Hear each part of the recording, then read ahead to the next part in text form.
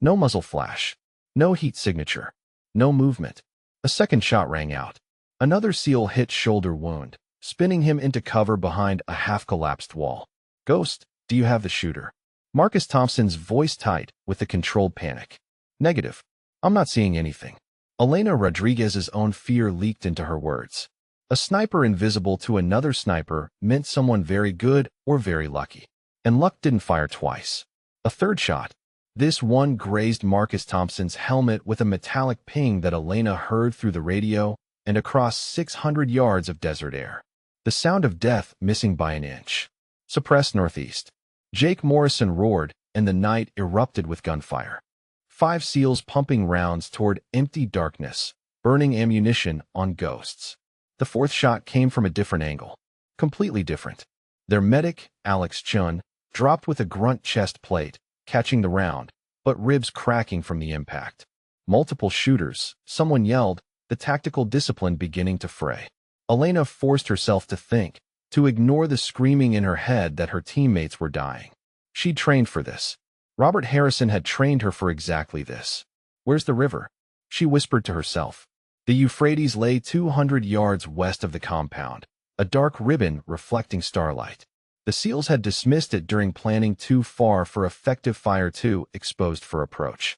But Elena had learned from a man who'd spent 30 years teaching warriors to question assumptions.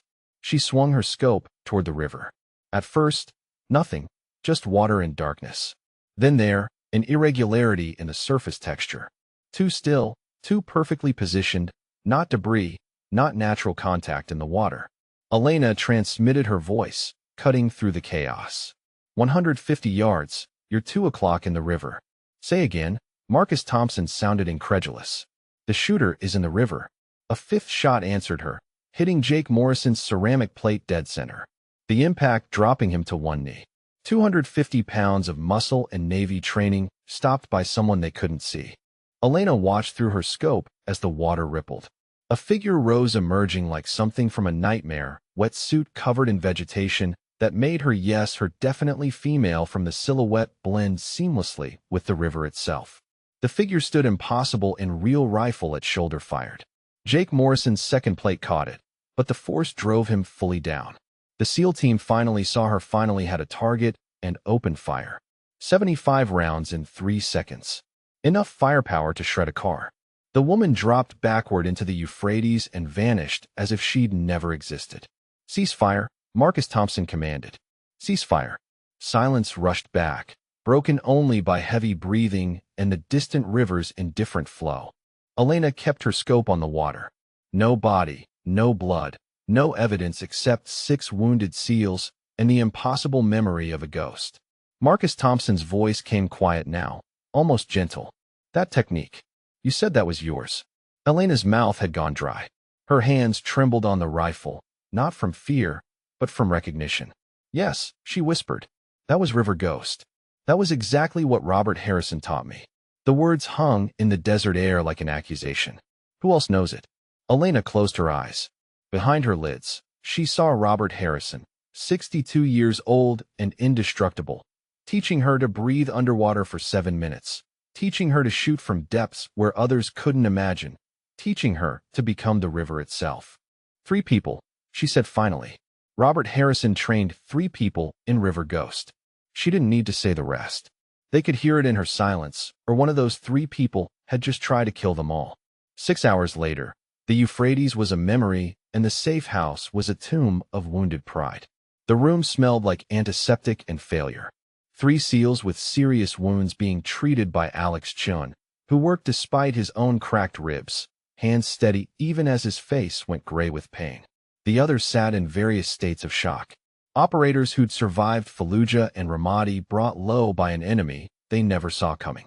Elena stood apart as always, the only woman in a room full of men who just learned that someone using her techniques had made them look like boot camp recruits. Jake Morrison's eyes tracked her from a seat where a medic wrapped his bruised ribs. She felt his judgment like a physical weight. Marcus Thompson paced phone pressed to his ear, arguing with someone higher up the chain. His helmet sat on the table, sporting a groove where a bullet had carved its path. Another inch to the right, and Elena would be calling his wife. She'd met Jessica Thompson once at a family day. Sweet woman, 2 kids pregnant with a third. Jessica had hugged Elena and said, "Thank you for watching over him." Elena had promised she would tonight. She'd failed. Rodriguez. Jake Morrison's voice cut across the room. Not her call sign, her surname. The distance was intentional. She turned to face him. 6 feet 4 inches to her 5 feet 3 inches. A grizzled veteran to her relative newcomer status. In his world, she would always be the experiment, the diversity hire the woman who didn't belong. That shooter, that technique, that was supposed to be classified. His words came slow measured, dangerous. It is classified. Then how the hell did someone else learn it? Elena met his eyes, refusing to look away first. I don't know. Convenient, Chief. I was on that ridge. She was in the river. I could have had an accomplice. Could have set us up. The room went silent. Even the wounded stopped moving. Accusing a SEAL of treason was crossing a line that couldn't be uncrossed. Morrison, stand down. Marcus Thompson snapped his phone closed, strode across the room. Rodriguez saved your ass tonight. She spotted the shooter when none of us could. After 6 men got hit. Would have been 7 if she hadn't called. Jake Morrison stood towering over both of them. 3 years she's been in the teams. 3 years, and now someone's using her exact methods to kill Americans. That's not coincidence, Lieutenant. Elena's hands clenched into fists. Every instinct screamed to defend herself, to fight back, to prove once again that she belonged. But Robert Harrison's voice echoed in her memory. The water doesn't fight the rock, Elena. The water goes around. I didn't betray this team, she said quietly. But someone's trying to make it look like I did. Who? Jake Morrison demanded. The door opened before she could answer. A woman in civilian clothes entered, FBI credentials already out. Sharp eyes, sharp pursuit, the kind of federal agent who collected secrets for a living. Special Agent Foster, FBI, she announced. I need to speak with Petty Officer Rodriguez. Marcus Thompson stepped forward. Ma'am, with respect, my operator doesn't go anywhere without your operator is under investigation for treason. Lieutenant, you can cooperate, or I can have her in cuffs before you finish that sentence. The room's oxygen disappeared. Elena felt the walls closing in. Felt the weight of every doubting look she'd ever received. Every whispered conversation that stopped when she entered a room. Every assumption that she'd only made it through BUD/S because standards had been lowered. It's okay, Marcus Thompson. Her voice sounded distant to her own ears. I'll talk to her. Elena, I didn't do anything wrong. The interview will prove it. She walked toward Foster, head high, back straight. A SEAL to the end, even if the end was coming faster than expected. Jake Morrison's voice followed her out. When, not if. Remember that, Rodriguez. The door closed behind her like the sound of a coffin lid. The interrogation room was deliberately uncomfortable. Metal chair, harsh fluorescent lighting, one-way mirror that reflected Elena's exhausted face back at her. She'd been awake for 22 hours. Agent Foster knew it. That was the point. Agent Foster smiled without warmth. Fair enough. 3 months ago, Senator William Hayes was assassinated in Washington, D.C. Single shot, 1,480 yards from a position in the Potomac River. The shooter was never found. Does that sound familiar? Elena's stomach dropped. That's River Ghost. That's your River Ghost specifically. Ballistics suggest modifications to breathing apparatus that match patents filed by Commander Harrison in 2015. Patents you had access to. So did anyone who hacked JSOC databases. Funny you should mention that. Agent Foster opened her folder, slid photographs across the table. Screenshots of computer systems highlighted login credentials, timestamps. These access logs show your credentials were used to download classified training materials 8 times over the past 18 months. River Ghost methodology, sniper protocols, target analysis frameworks. Elena stared at the evidence, her username, her password, her digital fingerprint on documents she'd never touched. I didn't access those files. Someone did using your information. Then someone stole my information. Or you're lying. Agent Foster leaned forward. 6 weeks ago, General Thomas Cross was killed outside the Pentagon. Same method. Water-based sniper position, this time in a drainage canal. Another target eliminated by someone using techniques that you, Petty Officer Rodriguez, are one of perhaps 3 people alive who could execute. I was deployed to Jordan, 600 miles from D.C., but you had a 72-hour leave period that week. Flew commercial to Reagan National. Plenty of time to make the shot and return. The trap was closing. Elena could see it now. The careful construction of evidence, the patient building of a case. Someone had spent months setting her up, stealing her credentials, using her methods, timing attacks to her leave schedule. Someone who knew her very well. Tonight in Syria, Agent Foster continued. Your team was ambushed by a shooter using river ghost technique. You were the only person in position to see her. The only one who could identify the method. Convenient that you spotted her only after she'd wounded 6 men. I saved their lives. Or you waited just long enough to make it look convincing. Elena stood her chair scraping against concrete. I am a United States Navy SEAL. I have served this country honorably for 3 years. I have bled for my teammates. I have killed for my country. And you sit here and accuse me of treason because someone stole my password.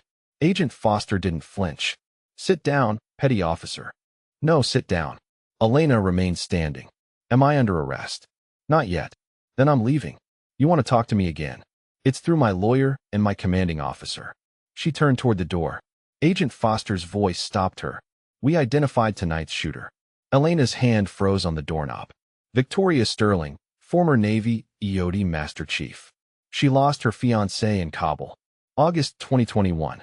Same operation that killed your father. The words hit like a physical blow. Elena turned slowly. Victoria Sterling. She knew that name. David Sterling had been Robert Harrison's student before Elena. Before he died in the evacuation. He's giving a speech at the Naval Academy in 72 hours, and we believe you're going to help her kill him. I'm not.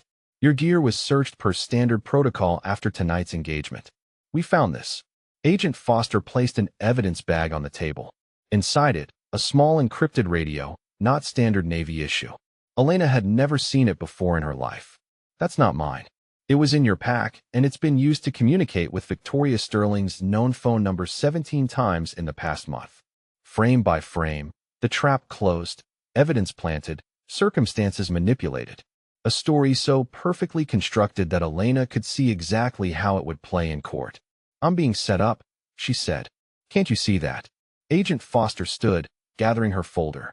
What I see is a female SEAL who's never been fully accepted by her team, who lost her father to a corrupt system, who learned classified techniques from a legendary operator, and who's now connected to a domestic terrorist by method, motive, and physical evidence. She walked to the door, paused. You're restricted to base petty officer. Surrender your personal weapons. Don't leave San Diego without checking with my office and get a lawyer, because in 72 hours when Admiral Brooks takes that stage in Annapolis, you're either going to help us stop Victoria Sterling or you're going to jail with her. The door closed, the lock clicked. Elena stood alone in the interrogation room, staring at her reflection in the one-way mirror. She looked like her father in the photo from his first deployment. Young, determined, trapped. Behind the mirror, she knew people watched and judged, and had already decided her guilt. Jake Morrison was right about one thing. She'd been in the teams for 3 years, and still they were waiting for her to fail. Someone was making sure that failure would be spectacular. The Montana night smelled like pine and freedom. 2 things Robert Harrison had learned to appreciate after 35 years in uniform. His cabin sat on 40 acres of nothing where the nearest neighbor was 3 miles away, and the only visitors were deer and the occasional black bear. Peace finally. His phone shattered it at 2 o'clock hours. Robert Harrison answered on the second ring. SEALs never lost the habit of instant readiness. Harrison, it's Elena. The fear in her voice brought him fully awake. He'd trained Elena Rodriguez from a grieving 15-year-old into one of the most capable operators he'd ever worked with. In all those years, he'd never heard her sound like this. What happened? Syria tonight. My team got hit by a sniper using river ghost female in the Euphrates. It was Victoria Sterling. Robert Harrison sat up his mind, already running tactical analyses. Victoria, David Sterling's fiancée. He remembered her now. Smart, capable, haunted by David's death. She'd watched some of his sessions with Elena, asked intelligent questions. He'd never imagined she'd turn those observations into weapons. Casualties. 6 wounded. Nobody died. But Robert Harrison, they think I'm working with her. FBI has evidence. My credentials on classified downloads. Communications. A gear I've never seen. They're building a case that I'm her accomplice. You're being framed. Obviously, but the evidence is perfect. Too perfect. Someone's been planning this for months. Robert Harrison walked to his window, looked out at the Montana darkness.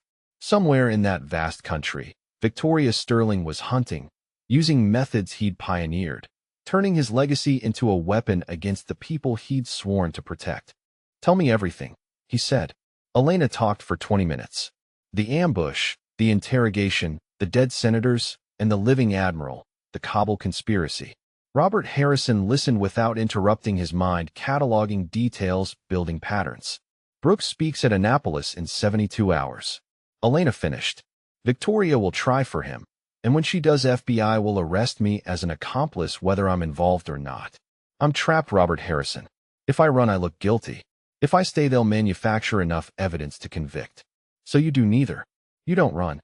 You don't stay. You hunt." Robert Harrison's voice went cold, tactical. "Victoria's good, but she learned by watching.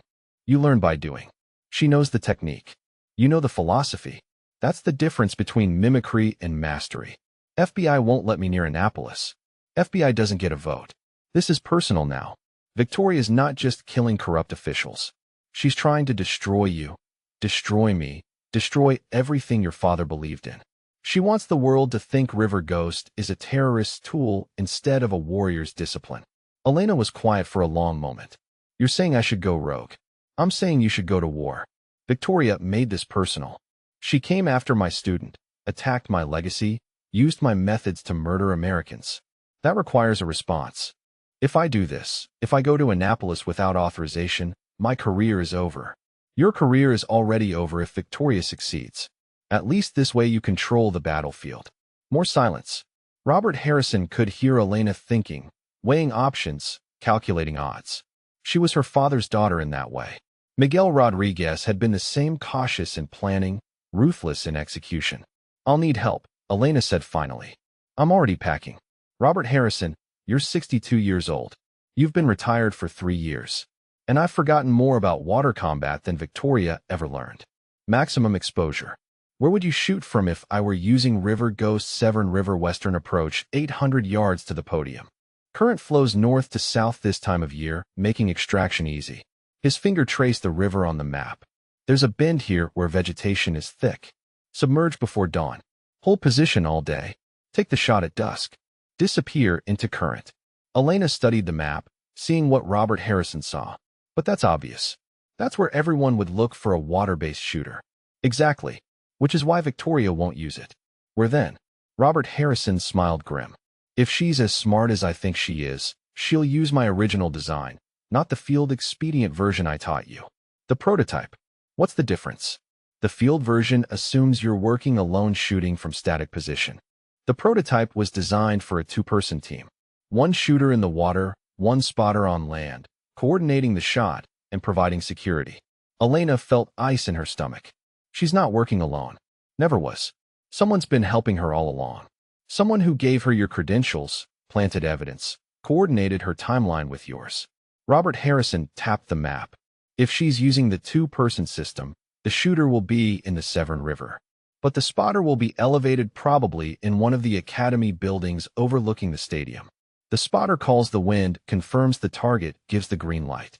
So we need to find 2 people in a campus of 4,000 midshipmen plus event security. No, we need to find the spotter. The shooter is irrelevant. Take out the spotter. The shooter is blind. She can't make the shot without coordination." The logic was sound, but Elena saw the flaw immediately.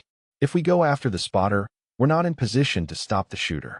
And if Victoria realizes her spotter's been compromised, she might take a desperation shot anyway. Lower probability, but still possible. Then we split up. I take the spotter, you take the shooter. Robert Harrison, you haven't operated in 3 years, and you're wanted by the FBI. Neither of us is in optimal condition, but we're what we've got." He refolded the map. "You know River Ghost better than anyone alive except me. You can find Victoria in the water. I'll handle landside." Elena wanted to argue, wanted to say this was insane, wanted to point out that they were 2 people against a terrorist, her accomplice, FBI, local police, and military security. Instead, she said, "What's the exfil plan? There isn't one. We surrender to authorities. We let the evidence sort itself out. The evidence says I'm a terrorist. The evidence says you were in Syria when Brooks gets shot in Annapolis. Can't be in two places at once. Even federal prosecutors understand geography. It was thin, razor thin, but it was all they had. They made Norfolk by evening exhaustion, pressing down like physical weight. Robert Harrison's contact met them at a private airfield with a Cessna and no questions. Former EOD, expert at camouflage and concealment, trained in river ghost technique by watching Robert Harrison teach. Where would she hide? Not in the water. Too cold overnight. Even with a wet suit. She'd lose effectiveness. Not in the trees. Limited sight lines. No quick escape. Where Elena's I caught something. A bird blind 50 yards ahead. A wooden structure used by wildlife photographers overlooking the main channel. Perfect elevation, perfect sight lines, perfect cover. There, Elena whispered, pointing. Robert Harrison followed her gaze. Too obvious. That's why it works. We dismiss it as too obvious, but it's the only position that gives her everything she needs. They moved closer, using the marsh grass for concealment. Elena could see the blind now through her scope. No movement. No visible presence, but her instincts screamed danger. I'm going in the water, Elena said. Approach from below. You provide overwatch. Elena, if she's in there, then I'll have surprise. She's watching the land approaches, not the water. Before Robert Harrison could argue, Elena stripped to her wet suit, secured her pistol in a waterproof case, and slipped into the channel. The water was cold, 58 degrees, not hypothermic, but uncomfortable. Elena submerged with her rebreather, swimming toward the bird blind's pilings. The world went silent except for her breathing. 4 counts in, 6 counts out. She approached from the blind's rear where anyone inside would be focused on the waterway ahead. Surfaced silently, just eyes and hands above water. The blind was 10 feet above her, supported by wooden pilings driven into the marsh bottom. A ladder led up from water level. Elena waited, listening.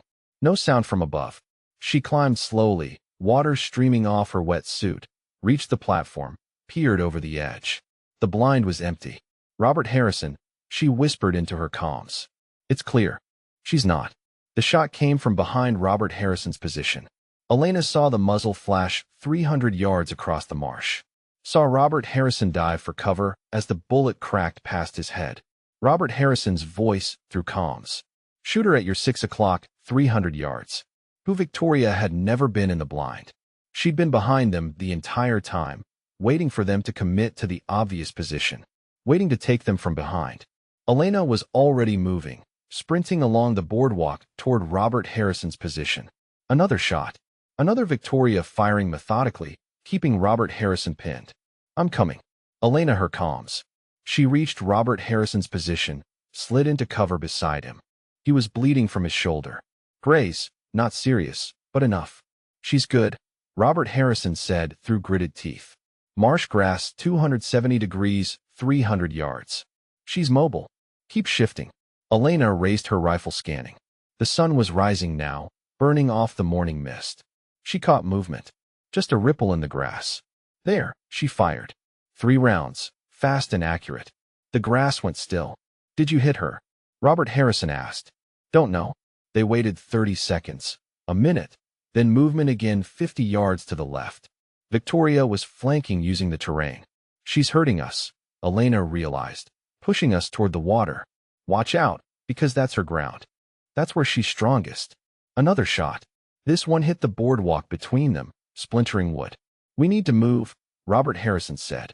They displaced running low along the boardwalk toward denser cover. Victoria tracked them, firing twice more. Both shots close. Too close. Elena's mind raced. Victoria was controlling the battlefield, forcing them into positions she wanted. They were reacting instead of acting. Time to change that. Robert Harrison, Elena said. How's your shoulder? I'll live. Good, because I need you to be bait. Robert Harrison looked at her. Explain. Victoria's hunting you. She's just trying to eliminate me, but you're the primary target. She wants you specifically. So, give her what she wants. Make yourself visible. Draw her shot. That's called suicide. That's called trust. Elena met his eyes. When she takes the shot at you, she'll expose herself, and I'll be in the water underneath her position. She won't see me until it's too late. Robert Harrison understood. River ghost against the person who learned river ghost. She learned by watching. I learned by doing. Robert Harrison smiled despite the pain. Your father would be proud. Then let's make sure he stays that way. They split up. Robert Harrison moved north along the boardwalk, making himself visible. Elena slipped back into the water, submerging completely. Through the murky water, Elena swam toward Victoria's last known position. The marsh opened into a wider channel here, deeper with better concealment. She surfaced just enough to see. Robert Harrison was moving along the boardwalk, rifle ready, but exposed. Perfect bait. Victoria would have to take the shot. The opportunity was too good. Elena scanned the marsh grass from water level. There a shape that didn't belong. Victoria prone position, rifle aimed at Robert Harrison's path. Elena submerged again, swimming closer. 20 yards, 15-10. She was directly below Victoria, now separated only by 3 feet of water and marsh bottom. Through her earpiece, Robert Harrison's voice. Elena, I'm at the junction. Next move. Keep going. She's set up ahead of you. I'm in position. Elena drew her pistol from the waterproof case. Waited. Robert Harrison stepped into the open rifle, scanning. Above Elena, Victoria shifted, taking aim. Elena erupted from the water behind Victoria, pistol aimed. Don't move. Victoria froze. Slowly, she turned her head, saw Elena rising from the marsh like an apparition. Victoria's voice was calm. I wondered if you'd figure it out. Drop the rifle or what? You'll shoot me. Victoria's hand stayed on her weapon. You're not a killer, Elena. You're a soldier. Drop the rifle. Robert Harrison arrived, weapon trained on Victoria from the front. They had her in a crossfire. It's over, Victoria.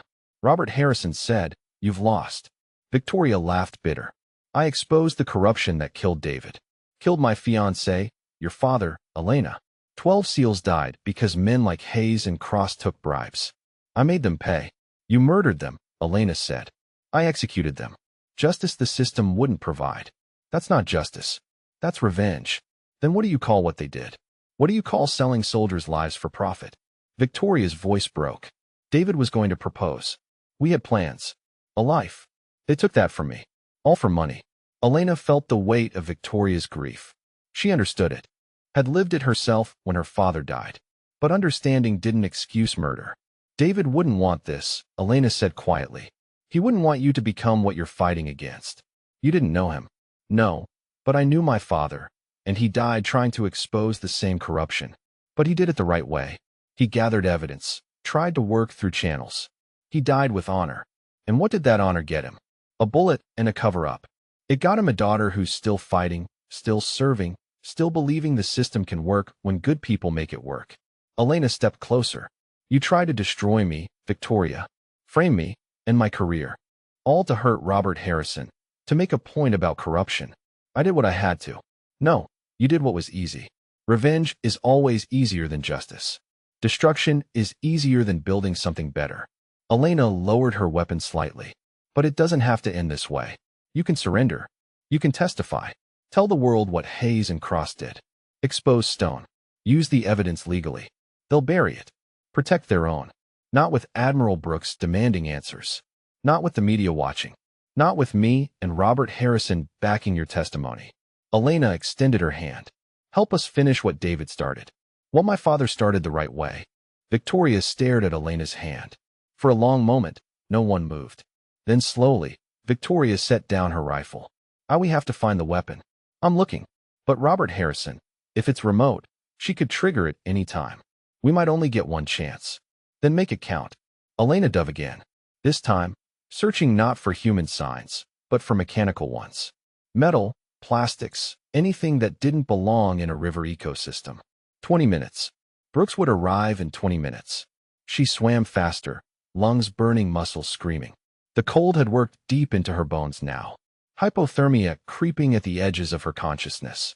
There, a glint of metal 50 yards ahead, hidden in a debris pile. Elena reached it in 30 seconds. Found a cylindrical case, waterproofed, secured to the riverbed with cables. A rifle barrel protruded from one end, aimed at the stadium. A camera lens from another end providing line of sight. Victoria's ghost. A machine trained to kill on command. Elena's first instinct was to disable it immediately, but Robert Harrison's voice in her head stopped her. This is evidence. This proves you didn't do it. You need it intact. She photographed it with her waterproof camera, documenting every angle. Then she began carefully dismantling the weapon system, removing the firing pin, cutting the communications cable, rendering it inert without destroying it. "Robert Harrison," she transmitted. "I've got it. The weapon's disabled. Victoria can't make the shot. I'm moving on. Wait, don't arrest him yet. I want to see Victoria's reaction when she realizes her plan failed." Elena positioned herself 40 yards from the disabled weapon system hidden in river vegetation and waited. At 10:55, exactly 5 minutes before Brooks was scheduled to speak, Elena's earpiece picked up a new transmission. Not Robert Harrison, a woman's voice. "Victoria, Jake Morrison confirmed target acquisition." Jake Morrison's voice responded, "Target acquired. Wind 3 miles per hour southeast. Humidity 72%. Green light for shot. Firing in 3, 2, 1. Nothing happened. Silence stretched. Then Victoria's voice confused. "System's not responding. Jake Morrison, check your readings. All green on my end. Something's wrong with the weapon." "That's impossible. I checked it this morning." Elena smiled in her rebreather. "Got you." Victoria's voice turned sharp. "Someone found it. Jake Morrison were compromised. I have a backup plan." Elena's blood went cold. "Backup plan?" Jake Morrison's voice continued. "I'm at the stadium. I have a clear shot from the press box. Manual fire. That's not the plan. Plans change. Brooks dies today. That's all that matters." The transmission cut off. Elena keyed her comms. "Jake Morrison's going to shoot Brooks himself. Manual fire from the press box." On it, Elena erupted from the water, sprinting toward the stadium. She was 500 yards away, soaking wet, armed with only a pistol. Jake Morrison was already in position with a rifle and the element of surprise. The math was impossible. She'd never make it in time. She ran anyway. The stadium appeared ahead, crowds gathering, security everywhere. Elena looked exactly like what she was. A wet woman in a wet suit carrying a gun running toward a high-value target. Security spotted her. "Get on the ground." Elena ignored them, angling toward the press box entrance. She could see Jake Morrison through the window rifle position, aiming down at the podium where Brooks was beginning to speak. Robert Harrison appeared from nowhere, tackling Jake Morrison before he could fire. The two men went down in a tangle of limbs. Jake Morrison fighting with desperate strength. Security swarmed Elena. 3 officers' weapons drawn. "I'm a SEAL," she shouted. "That man is the shooter." They didn't believe her. Why would they? She was wanted by the FBI. Jake Morrison was a decorated chief petty officer. Elena made a decision that would define the rest of her life. She dropped her weapon, raised her hands, and let them arrest her. "Check the press box," she said calmly. "Commander Robert Harrison has the real shooter in custody. My name is Petty Officer Elena Rodriguez. I'm turning myself in." The security officers looked at each other confused, calling for backup. In the press box, Robert Harrison had Jake Morrison in cuffs, the rifle secured. On the podium, Admiral Brooks continued his speech, unaware he'd been 30 seconds from death. And somewhere in Annapolis, Victoria Sterling watched her perfect plan crumble. Her accomplice captured her revenge, denied by the woman she tried to destroy. Elena knelt on the grass as FBI agents arrived. Agent Foster at the head of the pack. "Rodriguez," Agent Foster said, weapon drawn. "You're under arrest." "I know," Elena said quietly. "But first, you need to see something." She told them about the remote weapon system in the river, about Jake Morrison's betrayal, about Victoria's frame job. And slowly, as evidence mounted and Jake Morrison started talking, the truth began to emerge from the lies. It would take hours to sort out, days, maybe weeks. But for the first time in 72 hours, Elena Rodriguez could breathe. The ghost had risen from the river, and this time everyone saw her. The interrogation room at the FBI's Baltimore field office smelled like stale coffee and broken careers. Elena had been sitting in the metal chair for 6 hours, wrist cuffed to the table, while federal agents rotated through asking the same questions in different configurations. "Where is Victoria Sterling? How long have you been working with Chief Morrison? Why should we believe anything you say?" Agent Foster sat across from her. All files spread between them like evidence of a life falling apart.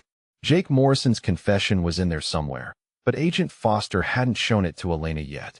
That would have been too easy. The weapon system shows signs of remote operation, Agent Foster said, finally, her voice carrying resignation. Construction consistent with EOD expertise. Serial numbers traced to equipment reported stolen from Naval Station, Norfolk 14 months ago. Victoria Sterling was stationed at Norfolk before her discharge. We're aware. Agent Foster closed the file.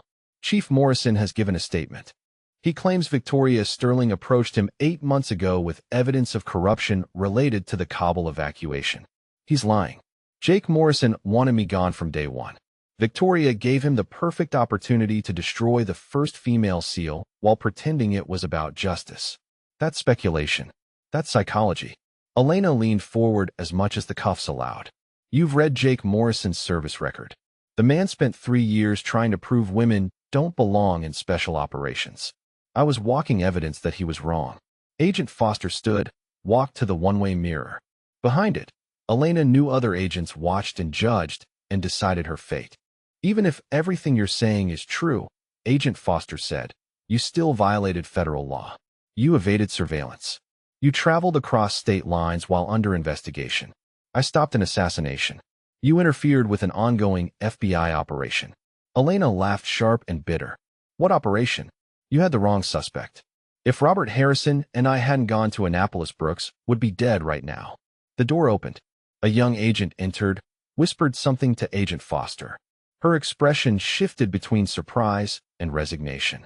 Rodriguez, Agent Foster said. You're being released. Justice Department just sent word. All charges dropped pending further investigation. You're free to go. I don't understand. Agent Foster gathered her files, and for the first time, Elena heard genuine emotion in her voice. Admiral Brooks gave a press conference 20 minutes ago. He told the world that you and Commander Harrison saved his life. He detailed Chief Morrison's betrayal. He called for a full investigation into the Kabul evacuation. She paused at the door. You've got powerful friends, Rodriguez. Use them wisely. A different agent removed Elena's cuffs. Her hands were free for the first time in 6 hours. She rubbed her wrists and followed the agent down fluorescent-lit hallways. Some had died in battle. Some had died exposing corruption. Some had died betrayed by the system they served. But they'd all died believing in something larger than themselves. Elena Rodriguez had almost died the same way. But she'd survived. And surviving meant she could keep fighting, keep serving, keep proving that warriors came in all forms. 3 weeks later, Elena stood on Coronado Beach at dawn, watching a new BUD/S class run the sand. 70 candidates, including 12 women. One of them struggled in the soft sand falling behind the pack. Elena jogged alongside her. Keep moving, Elena said. Pain is temporary. The woman looked at her, recognized her. Your ghost, the SEAL who I'm Petty Officer Rodriguez, SEAL Team 7, and you're falling behind. The woman gritted her teeth and picked up pace. Elena ran with her for another mile before peeling off. The woman finished with the pack exhausted but not broken. After the run, she approached Elena. Thank you. Don't thank me. Just finish. I will. The woman extended her hand. Stevens. Elena smiled at the coincidence. Well, Stevens, welcome to the teams. That afternoon, Elena returned to Team 7 headquarters for mission briefing. Marcus Thompson stood at the front of the room. Jake Morrison's spot was empty. Would always be empty, but the team was healing. All right, people, Marcus Thompson said. We've got a situation in Yemen. High-value target direct action rate. Ghost, your primary sniper. Elena felt the familiar surge of adrenaline. The mission, the purpose, the reason she'd fought so hard to be here. Paya, she said. The team responded in unison. They were warriors, broken and repaired, betrayed and rebuilt, but still warriors. And Elena Rodriguez was one of them. Not the first, not the last, but one of the best. The ghost who rose from the river. The SEAL who refused to quit. The woman who'd survived 3 years of doubt, 3 days of terror, and 3 months of investigation to emerge stronger than ever. She'd proven she belonged.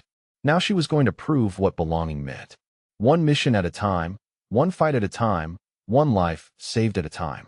Because that's what warriors did. They rose, they fought, they served, and they never ever quit. Elena gathered her gear, checked her rifle, and headed for the briefing room. Behind her, Coronado Beach stretched into the Pacific waves, washing away footprints starting fresh with each tide. The river had made her invisible, but she'd learned to rise. And when she did, she brought others with her.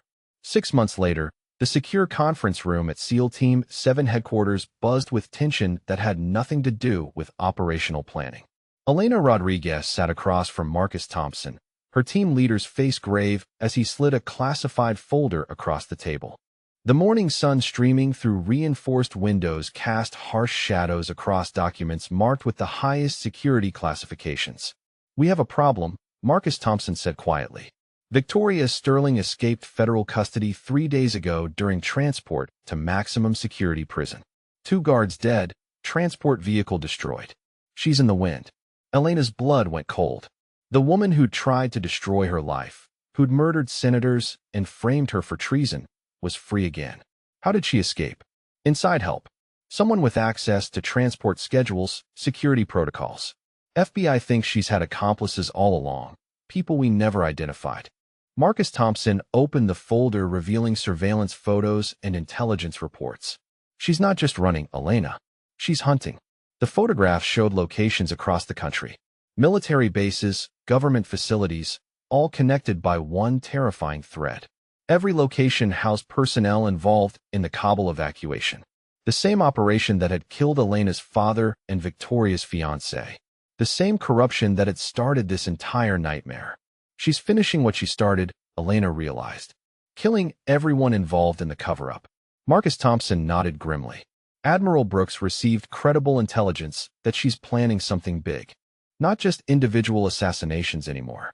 Something that will expose the entire conspiracy while eliminating multiple targets simultaneously. Elena studied the photographs, her tactical mind already working the problem. Victoria Sterling was brilliant, ruthless, and driven by grief that had curdled into pure vengeance. She'd learned from her mistakes during the Annapolis operation. This time, she wouldn't rely on accomplices who could betray her. This time, she'd operate alone. "Where's Robert Harrison?" Elena asked. "Montana, under federal protection, but he insists on helping. Says this is his responsibility since he trained both you and Victoria in river ghost techniques." Marcus Thompson leaned forward. "Elena, I know you stopped her once before, but this isn't a direct action mission. This is counterintelligence, psychological warfare. She's playing a longer game now." Elena closed the folder, her decision already made. "She's using my father's death and my reputation to justify murder. She's turned River Ghost into a weapon of terrorism instead of a tool for protecting Americans. That makes it personal." The mission briefing took place in a SCF buried 3 levels beneath the Pentagon, its walls lined with copper mesh to prevent electronic surveillance. Elena found herself surrounded by faces she recognized from news reports and classified briefings. Admiral Brooks sat at the head of the conference table, his expression showing the strain of 6 months spent looking over his shoulder. Agent Foster represented the FBI's counterterrorism division, her earlier antagonism toward Elena replaced by professional respect earned through shared adversity. "Ladies and gentlemen," Admiral Brooks began, "Victoria Sterling has evolved from a domestic terrorist into something far more dangerous. A symbol. Her escape has inspired copycat attacks, radicalized other military personnel who feel betrayed by the system. She's become the face of a movement that threatens the very foundation of military discipline." Elena studied the intelligence displays surrounding the conference room. Photographs of crime scenes, intercepted communications, psychological profiles. Victoria Sterling had become more than just a killer. She'd become an idea, a justification for anyone with a grievance against the military establishment. Agent Foster activated a holographic display showing a 3-dimensional map of the United States. Red dots marked confirmed Victoria Sterling sightings. Yellow dots indicated probable locations. Green dots showed potential targets. The pattern was clear even to Elena's untrained eye in counterintelligence work. Victoria was moving systematically, eliminating witnesses and gathering intelligence for something larger. "We believe she's planning to strike during the annual Joint Chiefs Memorial Ceremony next month," Agent Foster explained. 500 military leaders, government officials, and foreign dignitaries gathered in one location.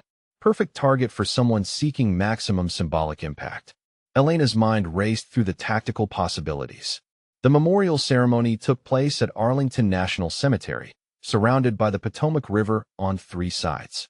Water access, multiple escape routes, thousands of potential hiding spots among the headstones and monuments. It was perfect terrain for river ghost operations. She won't use the same methods as Annapolis, Elena said quietly. Too predictable. She's evolved past simple sniper attacks. This will be something new, something we haven't seen before. Admiral Brooks nodded. That's why you're here, Petty Officer Rodriguez. You know her mind better than anyone. You fought her, captured her, studied her methods. We need you to think like her. Elena felt the weight of responsibility settling across her shoulders like a familiar piece of gear. Victoria Sterling wasn't just her enemy anymore. She'd become Elena's responsibility, her failure to capture permanently having consequences that rippled across the entire military structure. I'll need access to everything, Elena said. Her psychiatric evaluations, prison interviews, communications logs. And I'll need to work with Robert Harrison. He created River Ghost. If she's evolved the technique, he's the only one who can predict how. Agent Foster exchanged glances with Admiral Brooks. Commander Harrison is already en route. He'll arrive tonight. The safe house in suburban Virginia looked like any other middle-class home. Its carefully maintained normalcy masking the sophisticated security systems hidden beneath suburban camouflage. Elena arrived after dark, her civilian clothes and rental car completing the illusion of ordinariness. Robert Harrison waited in the kitchen, his appearance shocking her despite her preparation. The legendary SEAL commander had aged decades in the 6 months since Annapolis. His hair had gone completely gray, deep lines etched around his eyes spoke of sleepless nights and endless guilt. The man who'd once seemed indestructible now looked fragile, worn down by the weight of his legacy being turned into a weapon. Elena, he said simply, rising to embrace her like the father figure he'd become. I'm sorry. This is my fault. I created the techniques she's using.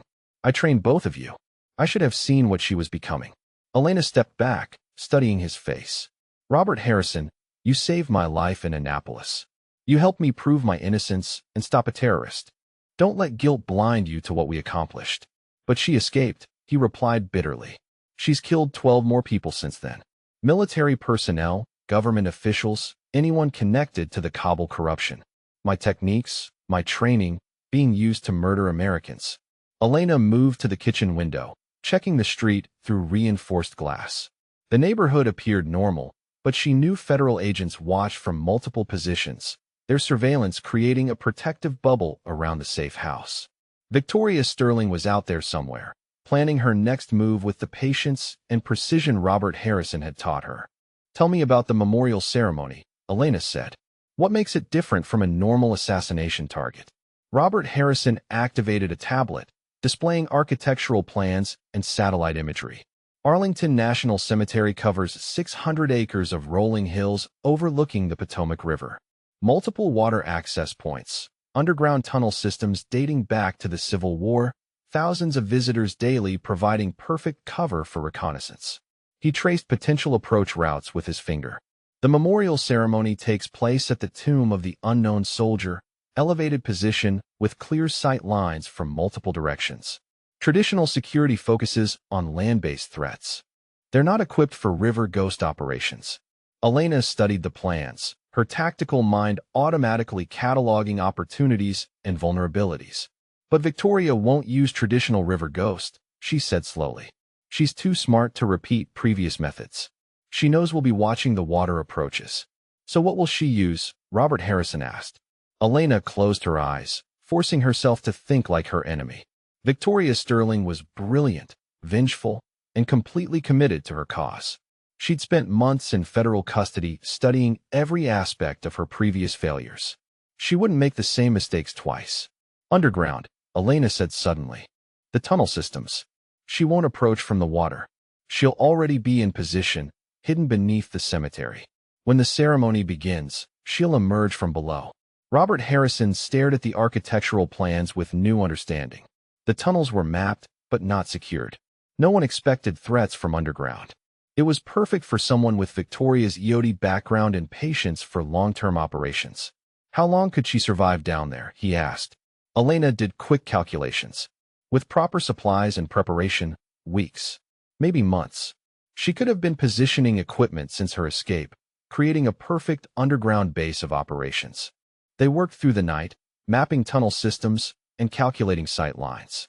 By dawn, they'd identified 17 potential positions from which Victoria could strike during the memorial ceremony. Each location offered concealment, multiple escape routes, and clear targeting opportunities. But as Elena studied their analysis, a cold realization settled in her stomach. 17 positions meant 17 different defensive plans. They couldn't cover them all with available resources. Victoria Sterling had created a tactical nightmare where the defenders were spread too thin to be effective anywhere. She's not planning to attack from one position, Elena realized. She's going to attack from all of them.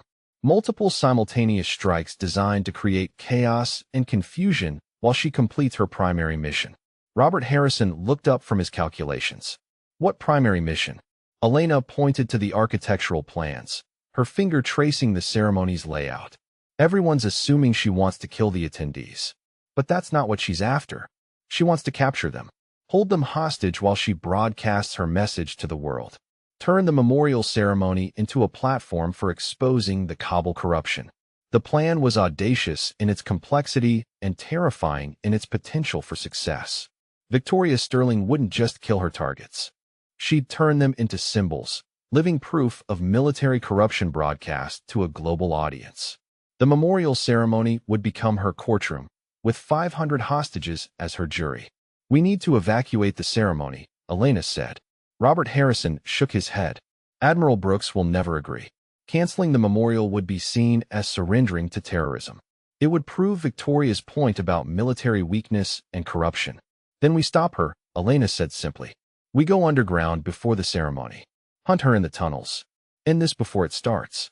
"Elena, those tunnels stretch for miles. She could be anywhere. We'd be walking into a trap with no backup, no support, no way to call for help once we're underground."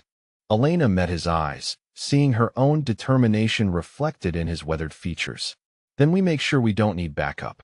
The next 72 hours blurred together in a haze of preparation and planning. Elena and Robert Harrison studied tunnel maps until they could navigate the underground maze blindfolded. They practiced close-quarters combat in confined spaces, rehearsed communication protocols that would work beneath hundreds of feet of earth and stone. Agent Foster provided equipment through unofficial channels. Night vision goggles, encrypted radios, specialized weapons designed for tunnel fighting. Everything was off the books, deniable if the mission went wrong. Elena understood the implications. They were operating without official sanction, accepting full responsibility for success or failure. The morning of the memorial ceremony dawned gray and cold, November weather that matched Elena's mood as she made final preparations in the safe house. She'd written letters to her mother, to Marcus Thompson, to the families of SEALs who'd served with her. If she didn't return from the tunnels, she wanted them to know why she'd chosen to fight. Robert Harrison found her in the kitchen, staring out at the gray sky. Having second thoughts, he asked gently. Elena shook her head. "I'm thinking about my father. About what he'd want me to do." "Miguel Rodriguez would want you to survive," Robert Harrison said. "He'd want you to have a life beyond this war." Elena turned to face him. "He'd want me to finish what he started. Stop the corruption that got him killed. Make sure no other soldier dies for someone else's profit." They left the safe house separately, Elena driving a maintenance vehicle that would provide access to cemetery grounds. Robert Harrison followed in a second vehicle, their coordination timed to avoid surveillance cameras. The memorial ceremony wouldn't begin for 6 hours, but they needed to be underground long before the first guests arrived. Elena's access point was a maintenance tunnel beneath the cemetery's eastern wall, hidden among utility buildings and groundskeeping equipment. She'd memorized the approach route, practiced the entry procedure until she could complete it in total darkness. Once underground, she'd be committed. No communication with the surface, no backup if things went wrong. The tunnel entrance appeared exactly as the architectural plans indicated, a heavy steel door marked with warnings about authorized personnel only. Elena's forged credentials would pass casual inspection, but she hoped to avoid human contact entirely. She needed to disappear into the underground maze before anyone noticed her presence. The tunnels beneath Arlington National Cemetery were older and more extensive than public records indicated. Elena found herself navigating through passages that dated back to the Civil War, their stone walls bearing the marks of 19th-century tools. Modern electrical systems had been retrofitted into ancient architecture, creating a maze of cables and conduits that provided both obstacles and navigation aids. Elena moved slowly through the darkness, her night vision goggles transforming the tunnels into green-tinted corridors that stretched beyond her sight. Every few hundred meters, she paused to check her position against memorized maps. Getting lost down here would be fatal. The tunnels covered miles, with dozens of dead ends and false passages designed to confuse intruders. Her radio crackled softly, Robert Harrison's voice barely audible through layers of stone and earth. Position check. Eastern sector, level 2, Elena whispered back. Multiple signs of recent activity. Someone's been using these tunnels. She'd found evidence of Victoria's presence within the first hour. Food wrappers, battery cases, the subtle signs of someone establishing a long-term hide site. Victoria Sterling had been living underground for weeks, possibly months. She'd turned the tunnel system into her personal fortress. Western sector, level 1, Robert Harrison reported. Found weapons cache hidden behind false wall. Military explosives, sniper rifle, enough ammunition for extended engagement. Elena felt ice in her stomach. Victoria wasn't planning a single strike. She was preparing for war. The weapons cache meant she intended to fight their way out if discovered, leaving a trail of bodies in her wake. The tunnels began to slope upward, indicating Elena's approach to the cemetery proper. According to her maps, she was directly beneath the tomb of the unknown soldier, the focal point of today's memorial ceremony. If Victoria planned to strike during the service, this was where she'd position herself. Elena moved even more carefully now, every step calculated to avoid noise. Her enemy was close, possibly within meters. The slightest sound could trigger a confrontation in the narrow confines of the tunnel system. Close-quarters combat in total darkness, where training and instinct mattered more than superior numbers or equipment. A new sound reached her ears, barely audible, but unmistakable to someone who'd spent years in combat zones. The quiet scrape of metal on stone. Someone else was moving in the tunnels ahead of her. Elena froze, controlling her breathing, listening for additional sounds that might reveal her enemy's position. The scraping came again, closer now. Elena drew her pistol, the suppressor already attached to minimize noise and muzzle flash. She had one advantage in this underground maze. Victoria Sterling expected pursuit from above, from conventional security forces who would never think to search the tunnel system. She didn't expect attack from within her own hiding place. Elena edged forward, using the tunnel wall for navigation in the absolute darkness. Her night vision goggles revealed a junction ahead, 3 passages branching in different directions. The sound had come from the center passage, the route that led most directly to the ceremony site above. She paused at the junction, listening for any indication of movement or presence. Silence stretched for long seconds. Then, so faint she almost missed it, the sound of someone breathing. Controlled, disciplined, the rhythm of someone trained in tactical patience. Victoria Sterling was waiting in the center passage, possibly aware that someone was hunting her. Elena made her choice. Instead of confronting Victoria directly, she took the left passage, planning to circle around and approach from an unexpected angle. The tunnel system was complex enough to support flanking maneuvers, if she could navigate without getting lost or trapped. The left passage sloped upward more steeply, bringing her closer to the surface. Through gaps in the stone ceiling, she could hear voices from above. The memorial ceremony was beginning, hundreds of people gathering around the tomb, while their hunter prepared to strike from below. Elena's radio whispered with Robert Harrison's voice.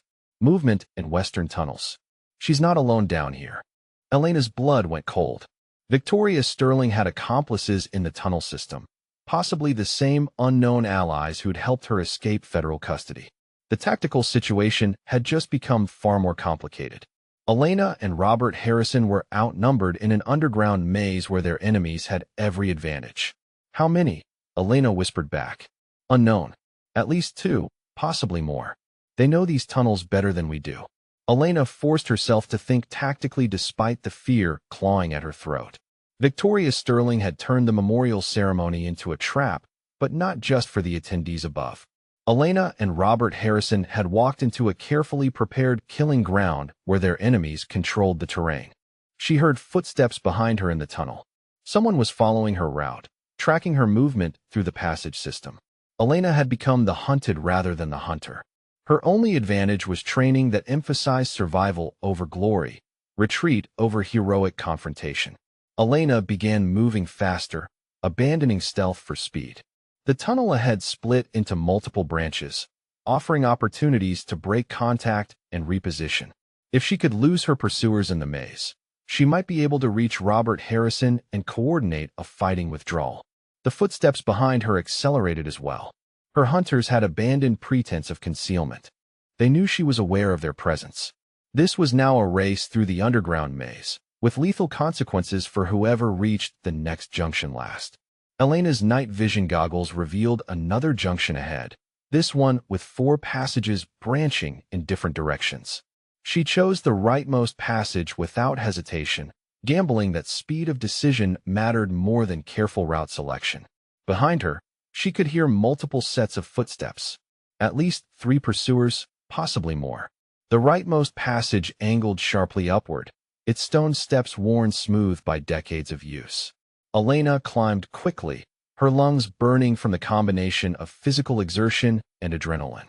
The passage was bringing her closer to the surface, closer to the memorial ceremony where hundreds of innocent people remained unaware of the battle being fought beneath their feet. Her radio crackled again. Robert Harrison's voice urgent now. Elena, abort mission. Too many hostiles. Exfil now. Elena paused on the stone steps, breathing hard. Above her, the sounds of the memorial ceremony grew louder. Military bands playing, speeches beginning, the formal rituals that honored fallen soldiers. Below her, footsteps echoed as Victoria's accomplices continued their pursuit. Negative, Elena whispered into her radio. Victoria's here. I can feel it. This is our only chance. Elena, this is suicide. They've turned the tunnels into a kill box. We need backup, air support, something more than just the 2 of us. Elena understood Robert Harrison's concern, but she also understood something he didn't.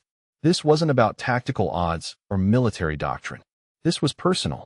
Victoria Sterling had murdered innocents, framed Elena for treason, and turned River Ghost into a weapon of terrorism. The only way to end this was face to face, in the darkness beneath Arlington's sacred ground. I'm going after her, Elena transmitted. Cover my exfil if you can. Elena climbed the remaining steps toward the surface, her pistol ready as she approached what appeared to be a maintenance access point. According to her memorized maps, she was directly beneath the tomb of the unknown soldier. The memorial ceremony was taking place just meters above her head. The access point was secured with a simple lock that Elena bypassed with tools from her kit. She eased the metal cover open just enough to peer at the scene above. Hundreds of military leaders and government officials surrounded the tomb, their dress uniforms and formal attire creating a sea of blue and gold in the gray November morning. Admiral Brooks stood at the podium, delivering remarks about sacrifice and service while completely unaware of the threat developing beneath his feet. Elena could see security personnel positioned around the ceremony's perimeter, but their attention focused outward toward conventional threat vectors. None of them expected attack from underground. Elena closed the access cover and began moving through the tunnel system toward where she calculated Victoria Sterling would position herself. The acoustics of the ceremony above provided perfect cover for movement. Military bands and speeches masked the sound of her passage through the ancient passages. She found Victoria Sterling in a tunnel directly beneath the eastern edge of the ceremony site. The former EOD specialist had created an elaborate hide site, complete with communications equipment, weapons, and supplies for extended operations. But Victoria herself was gone. Only her equipment remained, positioned as if she'd stepped away temporarily. Elena realized her mistake too late.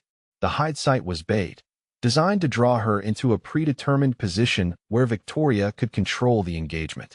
She spun around, searching for exit routes, but the tunnel behind her was already blocked. Victoria Sterling emerged from the shadows like a ghost, her appearance shocking even to Elena's trained eyes. The months since her escape had transformed Victoria into something barely human. Her face was gaunt with malnutrition and obsession, her eyes burning with the kind of fanatical intensity that Elena had seen in terrorists and religious extremists. This wasn't the grieving fiancé who'd started this campaign of revenge. This was something far more dangerous. "Hello, Elena," Victoria said quietly. "I wondered when you'd find me." Elena kept her pistol trained on Victoria while scanning for additional threats. "Where are your accomplices?" "Dead," Victoria replied matter-of-factly. "I killed them when I no longer needed their help. This is personal now, just between us." Elena felt a chill that had nothing to do with the underground temperature. Victoria Sterling had crossed a line from which there was no return. She'd murdered her own allies to maintain operational security. The woman Elena faced now was capable of anything. "You don't have to do this," Elena said. "The corruption you're fighting has already been exposed. Admiral Brooks has opened investigations into Kabul. Justice is working." Victoria laughed, the sound echoing strangely in the stone passage. "Justice? Your father believed in justice too. How did that work out for him?" Elena forced herself to remain calm despite the provocation. "My father died trying to do the right thing. You're dishonoring his memory by using his death to justify murder." "I'm finishing what he started," Victoria replied. "And what you're too weak to finish yourself. Tonight, the world will see what military corruption really costs. 500 hostages, all of them complicit in covering up Kabul." Elena understood now. Victoria wasn't planning to kill the ceremony attendees. She was going to take them hostage, turn the memorial service into a globally broadcast trial where she'd expose every detail of the Kabul conspiracy. It was brilliant in its audacity and terrifying in its potential consequences. Above them, Admiral Brooks continued his speech, unaware that his memorial ceremony was about to become the platform for Victoria Sterling's final revenge. Elena had to end this now, before Victoria could implement her plan. But the tunnel system favored the defender, and Victoria had chosen her position carefully. "Elena," Victoria continued, her voice taking on an almost hypnotic quality. "Join me. Help me finish what your father died trying to accomplish. Together, we can expose the truth about Kabul." Elena saw the trap in Victoria's words. The appeal to her father's memory, the promise of justice for his death, the seductive idea that murder could somehow balance the scales of corruption. It was the same logic that had driven Victoria from grief to madness. "My father wouldn't want this," Elena said firmly. "He wouldn't want innocent people to die for his sake." "Innocent?" Victoria spat. "There are no innocents in the military command structure. They all knew about Kabul. They all participated in the cover-up." Elena recognized the paranoid thinking that drove terrorist ideology. In Victoria's mind, everyone was complicit, everyone was guilty, everyone deserved to die. There was no reasoning with that kind of absolute conviction. Elena made her choice. She couldn't talk Victoria out of her plan, couldn't convince her to surrender, couldn't appeal to whatever humanity might remain beneath the obsession. The only way to stop Victoria Sterling was through violence, in the darkness beneath America's most sacred cemetery. Elena fired first, her suppressed pistol coughing quietly in the stone passage.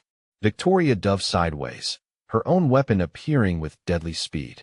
The tunnel erupted in muzzle flashes and the sharp crack of bullets striking stone. Both women were excellent marksmen, but the confined space and poor lighting made accurate shooting nearly impossible. Elena rolled behind a support pillar, concrete fragments raining down as Victoria's bullets chipped the ancient stone. The tunnel was too narrow for effective maneuvering, too straight to allow flanking movements. This would be decided by who made the first major mistake. Victoria's voice echoed from the darkness. "You could have been a hero, Elena. You could have helped me expose the truth." Elena didn't waste ammunition on a response. She was counting Victoria's shots, calculating ammunition remaining, looking for any tactical advantage in the underground maze. Victoria had the superior position, better knowledge of the tunnel system, and nothing left to lose. But Elena had something Victoria lacked. She had people waiting for her return. Marcus Thompson and SEAL Team 7, who'd accepted her as family. Robert Harrison, who'd trained her to be more than just a weapon. The memory of her father, who'd taught her that justice and vengeance were different things. Elena began moving through the tunnel system, using her knowledge of Victoria's psychological profile to predict her movements. Victoria was brilliant but obsessed, tactical but emotionally driven. She'd eventually make a mistake based on emotion rather than logic. The mistake came when Victoria tried to reach her communications equipment to trigger whatever backup plan she'd prepared for the ceremony above. Elena anticipated the movement, positioning herself to intercept Victoria's route to the hide site. They met in a junction where 4 tunnels converged, their weapons trained on each other at point-blank range. For a frozen moment, neither woman moved. They were too close for either to miss, too far apart for hand-to-hand combat. The first to fire would kill her enemy, but might not survive the encounter. "This is how it ends," Victoria said quietly. "Both of us dead in the darkness." Elena saw something different. "This is how it begins. With both of us choosing who we want to be." Elena lowered her weapon slightly, not dropping it, but reducing the immediate threat. She was gambling everything on her assessment of Victoria's psychology. Despite her obsession and rage, Victoria Sterling had once been a decorated military officer who'd sworn an oath to protect Americans. Victoria's weapon wavered, confusion replacing certainty in her eyes. "What are you doing?" "Giving you a choice," Elena said. "You can kill me and continue your war against innocent people. Or you can surrender and help me expose the real corruption through legal channels."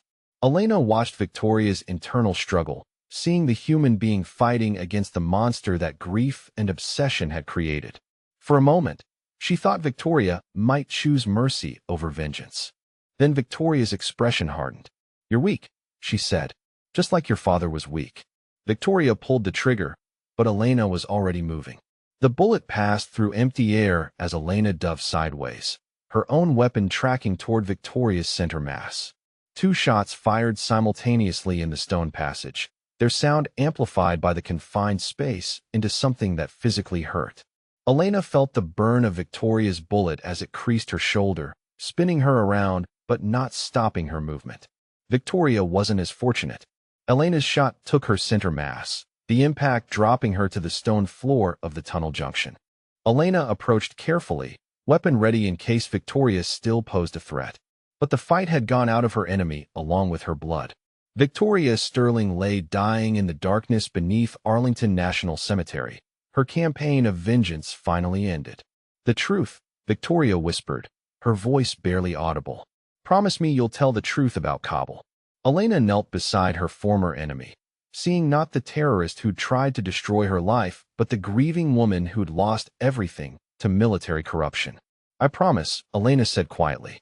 Victoria Sterling died with Elena's hand holding hers, 2 warriors united in their final moments by shared loss and the terrible price of seeking justice in an imperfect world.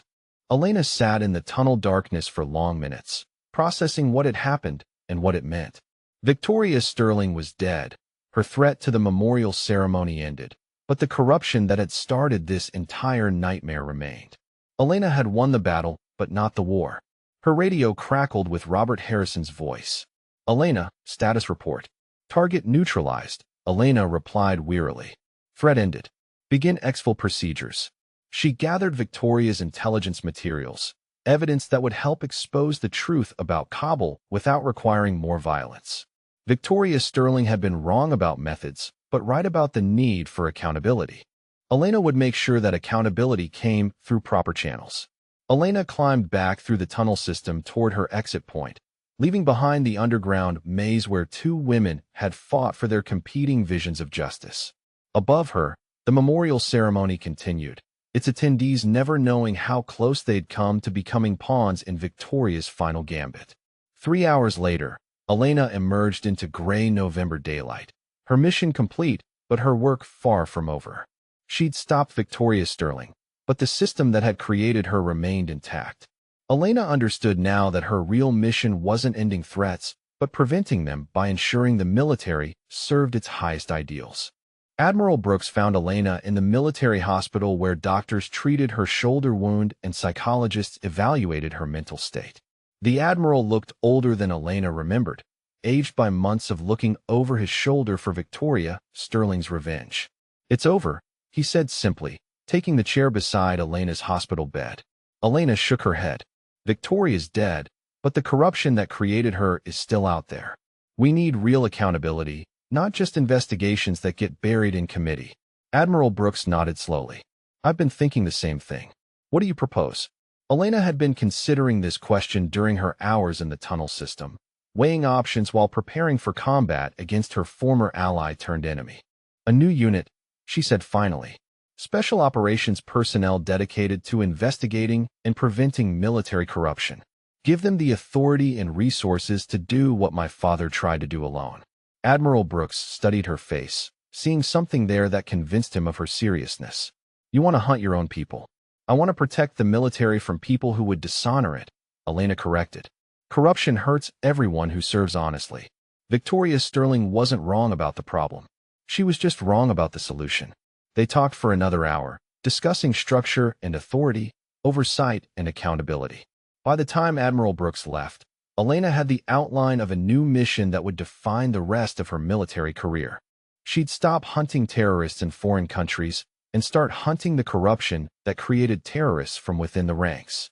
6 months later, Elena Rodriguez stood in the Pentagon briefing room where her new unit received its first operational assignment. The Integrity Division was small, elite, and empowered to investigate any allegation of corruption within the military structure. Elena served as its operational commander, with Robert Harrison as chief instructor and Marcus Thompson as her deputy. Their first case involved contracting fraud in Afghanistan, the kind of corruption that had killed Elena's father and driven Victoria Sterling to madness. This time, Elena would ensure justice came through proper channels, through evidence and legal proceedings rather than bullets in dark tunnels. Elena thought about Victoria Sterling as she prepared for the mission. Her enemy had been wrong about methods, but right about the need for accountability.